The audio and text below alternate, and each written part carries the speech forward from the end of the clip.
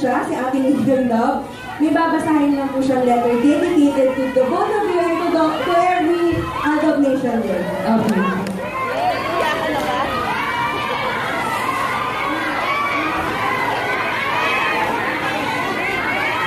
Kumusta honeymoon?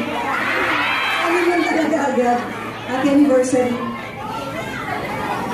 Hindi sa lips. Yan. At saka congrats sa bagong kasal. Ito na. Believe it or not, happy anniversary po, Adult Nation. Bukas na ang tamang panahon. Bukas na nga pala. Bukas na. Bukas na rin. Drops. Oh, sorry. Nakasalagoy ako. Supportahan din natin sana yung mga That's My Bay natin and si Becky sa bago nilang show. Bago mag-hit talaga. Okay ba yun? 11:30. 11:30 po. Thank you so much. Hey! Sayang wala ka sa kasal mo kahapon dahil at least nandito ako. At saka sa totoong kasal na. Ito na. Sinulat ko po ito, believe it or not, last year. After ng tamang panahon last year.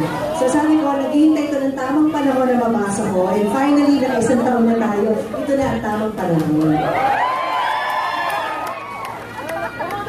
Ito ko bahalo ng kakabakaman dito.